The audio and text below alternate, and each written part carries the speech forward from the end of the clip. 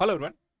चीन और पाकिस्तान लगातार भारत विरोधी गतिविधियों में शामिल होते रहे हैं और इसका सबसे ताजा तरीन उदाहरण आज देखने को मिला, जब भारत के द्वारा सीपीसी प्रोजेक्ट का विरोध करने के बावजूद चीन के द्वारा इस सीपीसी प्रोजेक्ट में अफगानिस्तान को भी शामिल कर लिया जाता है। अब चीन के द्वारा पाकिस्तान से अफगानिस्तान तक एक सड़क बनाई जाएगी जो कि सीपीसी प्रोजेक्ट से जुड़ जाएगी।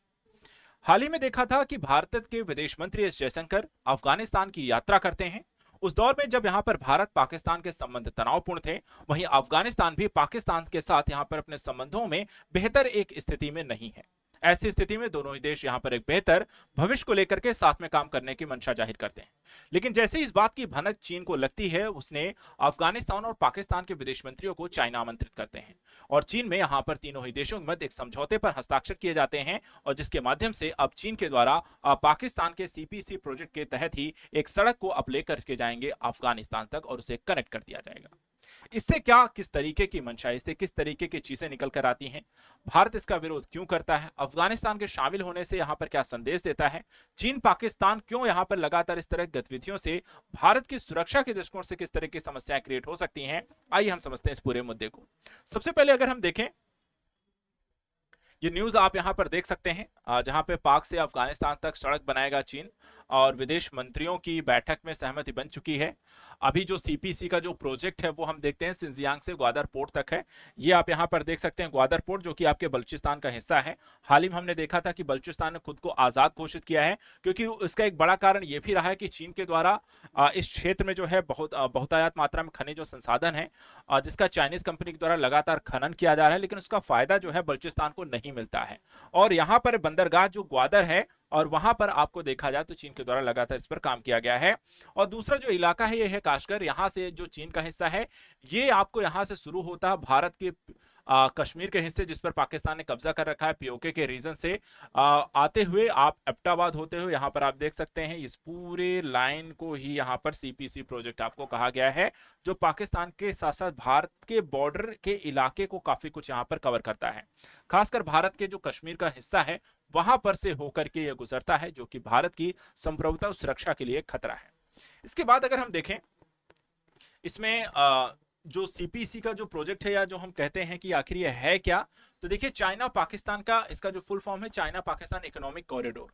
और इसमें चीन के राष्ट्रपति सी जिनपिंग की महत्वाकांक्षी योजना है जिसकी शुरुआत 2013 में की गई थी।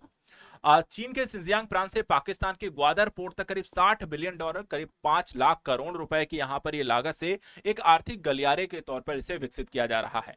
इसके जरिए चीन जो है अरब सागर तक पहुंच उसकी हो जाएगी और सीपीसी के तहत चीन सड़क, बंदरगाह, रेलवे और ऊर्जा के प्रोजेक्ट्स पर लगातार काम कर रहा है। यानी कि अगर आप यहां पर देखें, सबसे पहले जो सीपीसी का जो रूट यहां पर हुआ करता था, जो कासगर से होते हुए गिलगित बाल्टिस्तान होते हुए यहां पर डेरा इस्माइल खान से होते हुए यहां पे ग्वादर तक आता था, इसको बाद में यहां पर थोड़ा सा चेंज किया गया और भी इसे भारत के कह सकते हैं बॉर्डर के इलाके से होते हुए, भारत से लगली हुई सीमा के पास से होते हुए यहां पर इसे बनाया गया है, जिसके माध्यम से भारत के साथ काउंटर किया जा सके, युद्ध के समय में इसके हम सपोर्ट भी कर सके और विभिन्न प्रकार की यहाँ पर सैटेलाइट इत्यादि चीजों को विकसित करके भारत के क्षेत्रीय इलाकों में यहाँ पे जासूसी भी की जा सके। एक तरीके से यहाँ पर इस तरीके से इस्लामाबाद, लाहौर, ग्वादर जैसे यहाँ पर क्षेत्रों को इसमें कनेक्ट भी किया गया है और चाइना की एक आवाजाही भी यहाँ पर काफी बेहतर तरीके से होती है।